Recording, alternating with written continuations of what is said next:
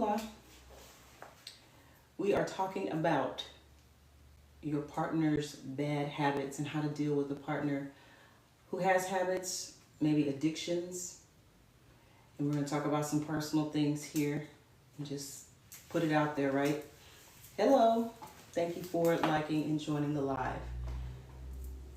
What brought this on is, do you want to start with that part? It doesn't matter. What brought it on? When we were talking about addictions and even things that you have addressed within yourself that, of course, I've had addiction to sugar. Okay, that's one thing, but sometimes your partners are addicted to drugs, alcohol, some things that are very detrimental to themselves and to your partner. How do you deal with when your partner has a habit? Like you either are married to this person or y'all live together and they have habits that are detrimental to the relationship. Well, I would say, if I could, let's start a little bit lighter, just on habits in general. Mm-hmm. Let's say, for instance, growing up, in your household, being around your siblings and different things as such, we all develop habits. Mm-hmm. One habit that I developed was, it's kind of embarrassing, but chewing with my mouth open. Mm-hmm. That was a habit that I just had, from growing up in a household around my siblings, around a bunch of, masculine energy and so on and so forth. I developed a habit of chewing with my mouth open, which, as we all know, is very, very rude. And it got to the point where I didn't even realize when I was not doing it. And it's something that was brought to my attention, like, hey, you should chew with your mouth closed. And it didn't come off rude or anything like that. It was just something like, you know what? I didn't even realize that I was chewing with my mouth open. So it brought about more so the awareness of being more aware of, chewing with my mouth closed versus, this is just something that I do. Because a lot of times we'll fall back on that. It's like, hey, this is something I was doing before you came along, or something that's just a habit of mine. But we have to make sure that, especially once you get into a union with someone, I would say like those habits could be detrimental to the relationship. Those habits could bring up conversations and situations where, there are opportunities for growth. And that particular area was one of my areas of growth. It's just, being more conscious of, when you're not talking while you're eating, make sure that you're keeping your mouth closed. Go ahead and, get your food down. Don't smack when you're eating, and so on and so forth. So let's get into it. When you are with somebody and you have habits that you were already doing before you got with your partner, how do you deal with that when it's something that is detrimental to yourself or to your partner? How do you deal with it? I would say to, first of all, address it and acknowledge it within yourself. Don't ignore it or try to fall back on, this is just something that I did before something that's normal to me. I feel like there's always opportunity for one person to grow, especially when your habit could be hurting either the relationship or bothering your partner.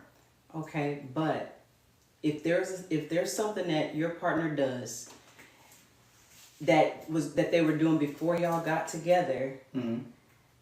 should that person even bring that up or be concerned? Let's say if it's smoking cigars, if it's drinking alcohol, if it's even just going out with my partners all the time or whatever, even though that may not be so much detrimental, but it's something that's detrimental to you and yourself, Mm-hmm. Is that fair? Like, I was drinking when you met me. I was smoking when you met me. I would go to my mama's house every night on Tuesday or Wednesday when you met me. That's something that we want to address and talk about too. I mean, I would say, yes, it definitely wants to be something you address if it's causing, detriment to the relationship. But even more so important than that, like, what are your relationship goals?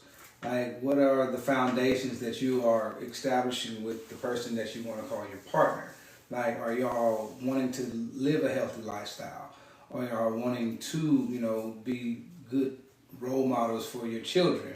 I mean, there's just different areas that you may want to address, and those habits may conflict with those areas. But what if those goals are not discussed, but once you get together in the union, then one partner decides, I want to be healthy. I want to eat better. I want to, I don't want to drink alcohol anymore. Now you're married, you're into the relationship, you have kids. When y'all met, y'all used to drink together all the time. Y'all used to smoke together all the time. Y'all used to just go out to eat every night. Now your partner wants to do something different. So those are challenges that people, come across. Like, and this is what will happen for me. People will come to me and they'll say, hey, my partner drinks a lot and he does this and he does that. How do I handle that? How do I deal with that? And so we want to get into it. I mean, it starts off with a conversation. That's our whole brand here. Casual conversation. It starts with a conversation. It starts with a conversation. I mean, I feel like, if it's your partner and this is the person that you are trying to establish a future, I don't think anything's off limits when it comes to having a conversation about whatever it may be. Mm-hmm. Yes, there are things that I used to do that I don't do anymore, whether they have been addressed to me or not. It just, a person, when they begin to do the work on themselves, there are certain things that you would choose for yourself, you just don't want to do anymore. Mm-hmm. And I think that's very important. I believe it does start with you making a decision for yourself. And then, if it does come up with your partner, yes, there needs to have a conversation, but you also need to go within, because if it's something that you feel like you cannot do, that might be an issue for your partner. So it's definitely it has to begin with a conversation. That's for sure. Okay. So the conversations that I've had is, like I said, women will come. Oh, and if I'm over here, you have to come to our other page too, but I'm over here on my other page, Intuitive Intentions, and we're also on Couples Casual Conversation. So you may hear me, but you may not see me, but we're on several different platforms, YouTube and a couple of our TikTok pages. But our main page right now is Couples Casual Conversation. That's where you'll be able to see both of us, but you can continue to follow there on Hey My Good People. You have a partner that all of a sudden now you want to eat healthy. I mean, it could be, let's talk about eating, drinking, and eating, okay? You have a partner and now all of a sudden, I don't want to eat like that anymore. I want to eat this way, right? This is how I want to eat. Or I don't want to drink alcohol anymore. This is what, how I want to live. It can cause conflict, and you all can get in the comments too and type and text, how would you handle that? How do you handle that? Because I've been hearing it a lot, and there was this major situation that just happened. It was a public thing with this, celebrity couple that I know, and it was an issue, with one of the partners that had an addiction, had a substance addiction. But how long do you stay? How long do you deal with it, especially if you're married and you have kids together?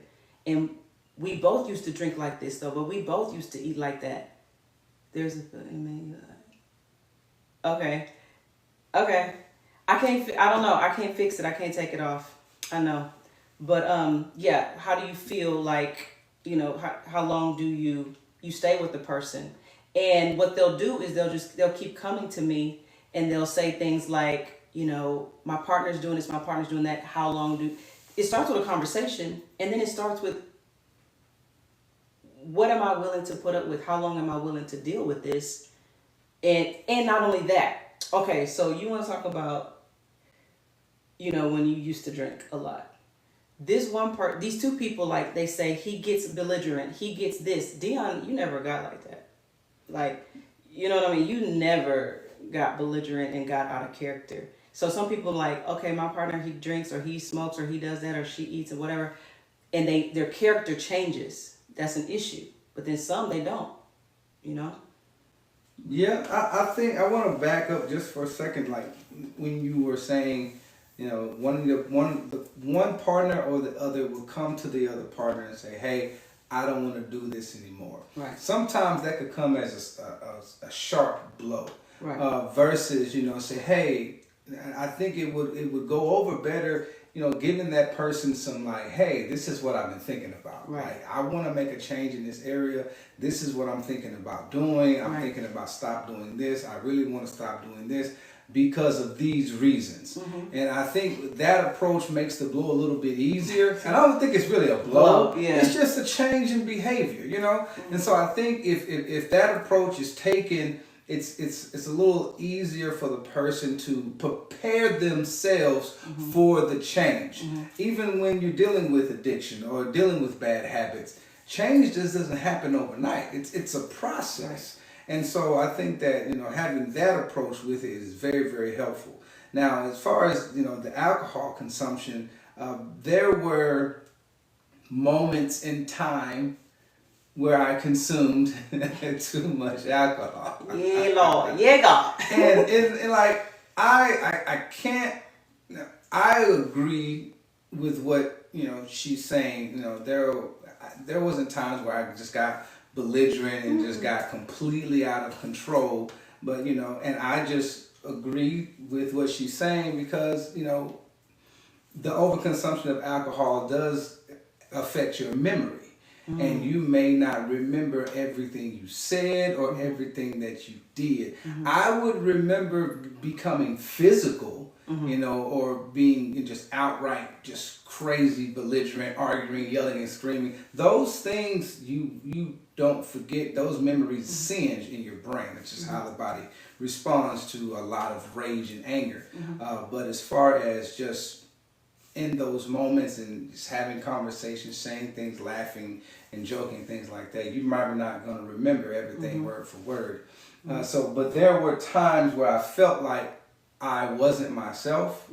There were times I felt like, you know, I was just kind of like a different person, kind of like on an autopilot. You know, they do call the liquor a spirit, and it opens the doors for other spirits. So there was some control that I did not have in those moments. And when those moments passed, you know, especially with her, she would ask me certain things about conversations that we had in those moments. I may have consumed too much, and I wouldn't be able to remember anything. And it made me feel weird. It really made me feel out of control, you know, and not necessarily I was out of control, but just not being able to harness, you know, what was going on during those moments. And it made me feel some kind of way.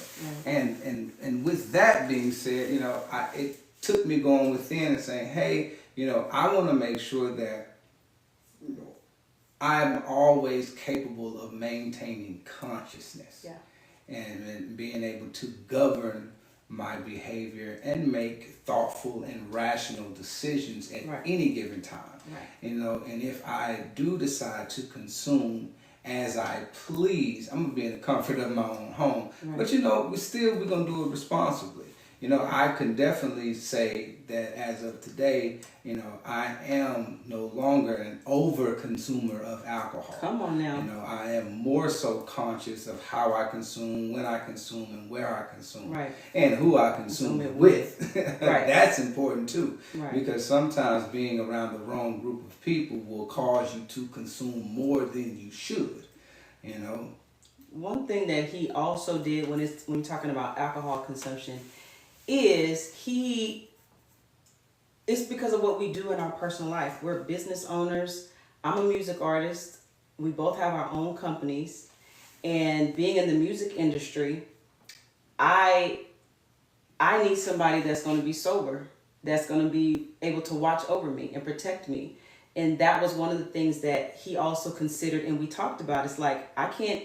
And here's the thing, when he would consume alcohol, it wasn't like I said he was just all over the floor and, you know, he just talks a lot, you know what I mean? But still, like you said, being able to remember and being present to know what's happening, I needed somebody that was going to be there, that was going to have my back and watch me, especially when we're in certain arenas, in certain situations. And so if he wasn't sober-minded, you know, that was going to be a problem because anything could happen, you know what I mean? So that was one thing that he chose to do, is to look at that and change his habits. Not only that, though, I, as a partner, when we're talking about how do you deal with a partner who has habits, I said that I wanted somebody that was healthy, right? But that wasn't going to harm himself, so that in the future, I have to be taking care of him because of liver issues or whatever the case may be, whatever the habit is, right? That was one of my big things is how is this going to affect our life in the future? How is this going to affect the quality of our life? I overcame sugar, right? Because that, even though sugar, yeah, you can end up getting diabetes and then having to do all the different things, and then he'd have to take care of me, and that's not fair to him, and that's not fair for our years coming down the line. So this is one thing that we do between us when we're talking about our union is we want to be in our 70s and our 80s able to do whatever we want to do and not have to be stuck behind, a wheelchair or some kind of bag attached to our stomach or something because of choices that we have made. Not just natural, you know what I'm saying? I'm talking about choices that we're making right now that will affect us in our 70s and 80s. That's why I changed my habits, and that's why I changed the things that I did for myself, because I'm considering my partner. Thank you. You're welcome. And so, but I also told him too, you can't be drinking like that. But you know what I'm saying? It was morning, night, that whatever. He can give you more details about that. But even though he was not some crazy drunk, I was thinking about his insides. Like, what's going on with your liver? And will we have to deal with that when you're 60 and 70? Because I want to be on a yacht. I want to be in a bikini when I'm 70, 80. I want to be on a beach. I don't want to be sitting up in the hospital because you drinking all day, tearing up your insides. And so when it comes to habits, and we'll stay in the same context. We'll get to your question too. Yeah, I wrote it down. Habits, we'll say in the same context of alcohol per se. Habits always have a derivative. Like, where is it coming from? Yeah. And my particular source was coming from not dealing with the things that were on the inside. So through my courses of going to therapy, I was able to discover, what is it that I was suppressing to causing me to develop resentment and anger. And alcohol was a way for me to escape those things, and not necessarily escape, but literally just pacify them. Yeah. You know what I'm saying? Just trying to deal with it on the surface versus dealing with it internally. And so once I was able to, find out what those things were and address those issues head on, stop consuming as I was became easier. Because I took away the reason why I was doing it, and I didn't feel the need to consume as I was. There was literally nothing to escape from anymore because I had dealt with the problem. Right. Versus trying to cover up the problem and pacify the problem, because when you do that, it doesn't eliminate the problem. Come on. Because once you sober back up, the problem's still there looking at you in the face and said, hey, I've been waiting on you to get back, here I am. But when you deal with the problem then goes away. And so it made being able to enjoy, it brought back the enjoyment of having a beverage versus I'm supposed to go get a drink. Right. The connotation doesn't even sound the same. Right. I can sit and have a beverage and be fine versus sitting and I'm supposed to have a drink because I'm trying to use it to deal with something that I'm not consciously dealing with in a sober mind state. You got 40 messages right there. Oh. How do you recommend dealing with a partner? We're going to always come back to this. How do you deal with a partner that does this? How do you deal with a partner that does this? Number one, are you with the right person? That's always going to be your foundational question. If you don't see anything, you just leave it like that. Okay. That's always going to be the foundational question. Are you with the right partner? Because whenever I've come to him about anything, because I'm not a nagger, number one, I don't nag. I will bring it to him. We'll have a conversation. And anything from the time that we've come into union, he addresses it. And we've talked about this on other videos. He's gone to therapy. He's, and it ain't like he's just some broken, torn down man. It's just when we have conversations, he's like, okay, I'm going to address that, deal with it, because I'm with the right person. So if you're having a lot of issues or different issues, number one, are you with the right person? And then have you had a conversation about the bitching, as you say, or the nagging from your partner? Have you had a conversation about it?